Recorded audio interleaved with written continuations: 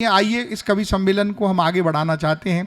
मित्रों, एक बहुत अच्छा कवि है, मैं चाहता हूं कि एक दो रचनाएं अपन छोटी छोटी उसकी भी सुन लें। रोहित कुमार पश्चिम बंगाल से हमारे बीच में है और मैं उसको आमंत्रित करता हूं। उसने पहले दौर में बहुत शानदार कविताएं सुनाई थी।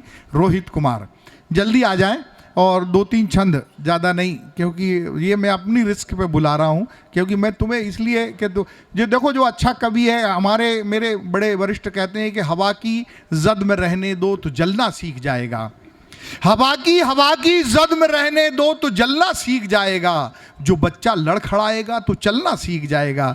ये बच्चे चलना सीख रहे हैं, ये हमारी नैतिक जिम्मेदारी बनती है। बहुत बहुत आभार दादा। पहले बता देते तो कुछ तैयार कर लेता, लेकिन इसीलिए तो नहीं बताया बेटा कि पता चलता कि दो चार कविताएं तो सब पे अच्छी होती हैं।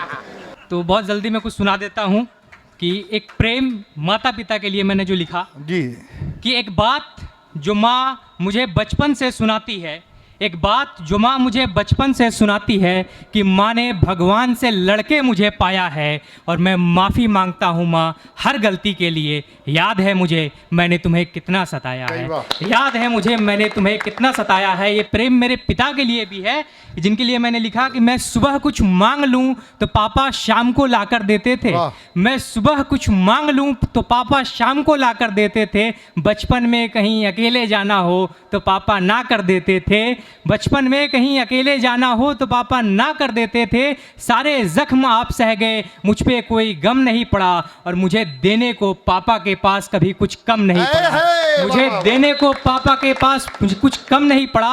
और ये प्रेम मेरी बहनों के लिए है, जिनके लिए मैंने लिखा कि जिसने पहनी हो बहना की राखी वो भाई हमेशा आबाद रहता है। जिसने पहनी हो बहना की राखी वो भाई हमेशा ही आबाद रहता है। और मैं दुनिया में कहीं भी घूमने जाऊं मुझे तुम्हारा तोहफा याद रहता है, मुझे तुम्हारा तोहफा याद रहता है। और ये प्रेम उन यारों के लिए भी है जिन हरामखोरों के लिए मैंने लिखा कि ये प्रेम ही है।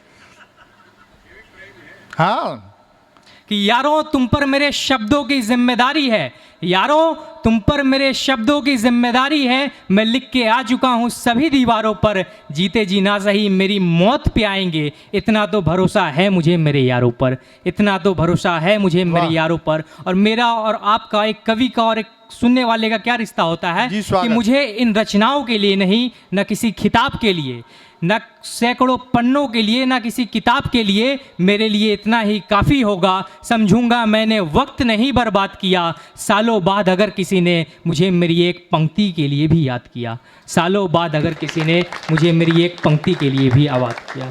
बहुत आभार।